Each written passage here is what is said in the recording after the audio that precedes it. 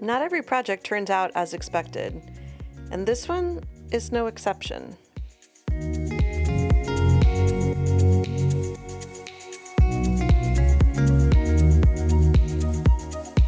This fun-loving young woman right here is my kid, and this project is for her. My name is BJ, my business is called Junked Up, and I'm happy to share this project with you today.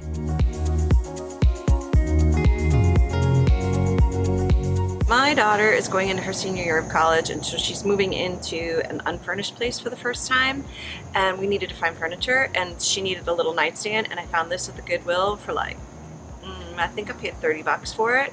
I was gonna make the whole video about my daughter and I painting this together because that's great content, right? Well, trying to pinpoint my 21-year-old daughter down to actually work on a project that she really has no interest in doing whatsoever is proving to be difficult. So we'll see. I don't know. She's not into painting furniture, so we'll see how it goes.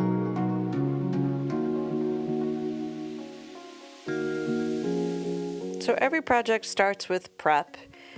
Prep when using DIY paint includes making sure that your piece is clean. I'm using Durtex, which is a spray foaming ammonia-based cleaner, and it does a really good job of getting rid of any gunk and dirt and gross stuff.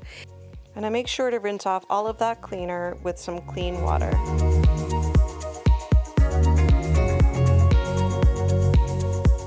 And since this is an intact factory finish on this piece, I'm just using my sander to rough it up so that I give that surface a little bit of tooth and gives the paint something to stick to.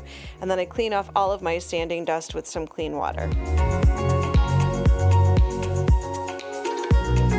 So my daughter decided she wanted this thing to be white. I don't paint white. We're gonna paint it a version of white with an undercoat of gray, because that's what I want to do, and since I'm her mom and I bought it and I'm painting it, we compromised. So let's get started.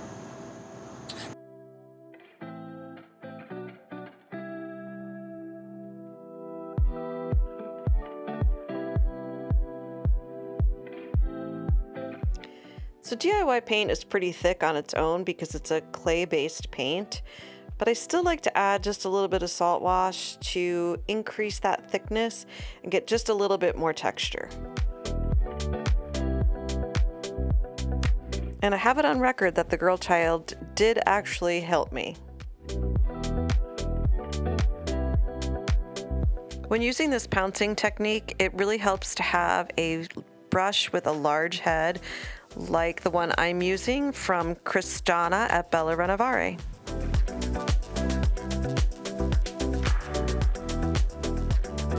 I'm showing my daughter how to blend on this piece. So she starts out by placing the 3 different whites adjacent to each other but not touching, which is typically what I would do. And then apply a little bit of moisture by using a spray bottle and then to blend them. But you'll see that she's struggling a little bit, and the reason being is because there's not enough paint and there's not enough moisture. I consider myself pretty decent with color choices and a pretty good blender. So I thought, okay, my daughter wants this white. Let's pick 3 whites. In this case, I chose Vintage Linen, White Swan, and Tarnished Pearl, all from DIY Paint, and let's blend those together. The problem is that all 3 of these colors are too similar. You can see the picture on the right. I'm using the same exact technique, but with colors, and look at how pretty that is. The whites are just difficult for me, and I hate painting with white. But we're pushing on, and we're just going to use the same technique and the same 3 whites for the whole piece, since I already started it that way, and just continue to do it. Who knows, maybe once I get the top coat on it, it will look different than what it looks like here, but I'm not hopeful.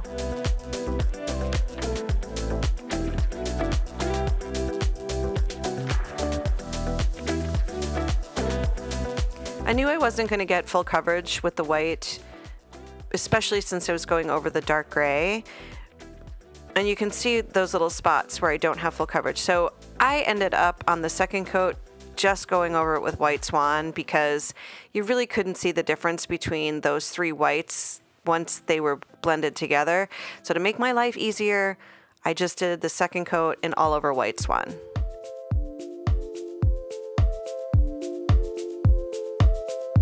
I'm using that white Swan to do some of my detail work, which is painting the edges and bottom of the drawer and doing my boxes. When the drawers push into the box of the piece, I go ahead and I paint the inside of the boxes. And now I'm starting the wet distress. Notice I'm saying I because my daughter pretty much abandoned the project at this point.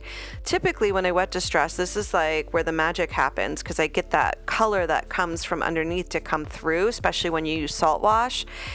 With the whites, it's just not as much fun. I still like this, it's just kind of boring for me.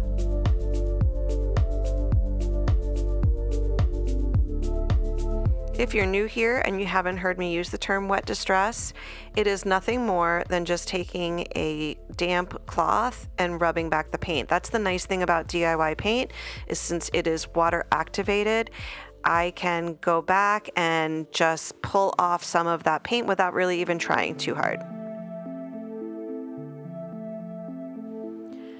Now, since the paint is soft, because I just did a wet distress, this is a perfect time for me to go through with my putty knife and just scrape off any little bits where it's a little too much Saltwash and it's a little raised.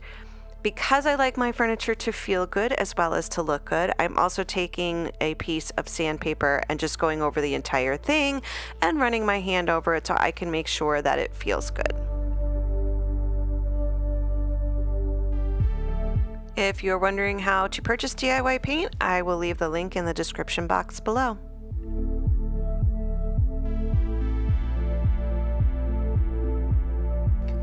I am all about the details when I paint a piece of furniture, which is lots of layered colors and a subtly complex finish.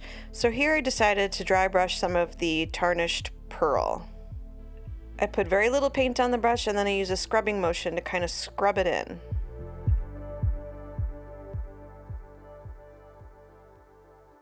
Normally, when I'm painting with color, it's this point in the process that I really start to see things coming together. For this one, I kind of felt like I just wanted to blow the whole thing up at this point in time.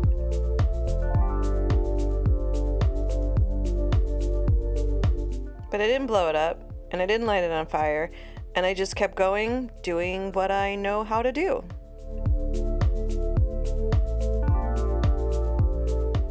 I do want to point out that the brush I'm using is a super scraggly, not a high quality brush, and that is what I found to be the best brush when you're dry brushing.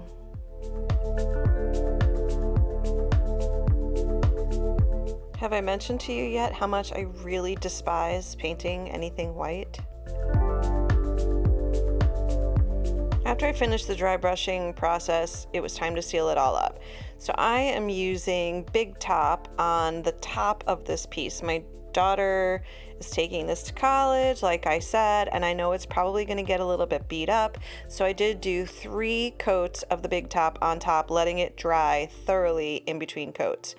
I sealed the rest of it with wax because I really love the look and feel of a wax finish, and I don't think she's going to beat up the rest of it too badly. I just know the top I wanted a little bit more protection, which is why I did Big Top on the top, clear wax on the rest of it.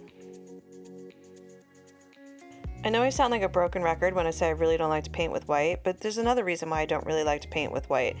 Normally, with DIY paint, when I paint with colors, they're really highly pigmented, really saturated colors. So when you top coat them, you get this amazing vibrancy that comes back.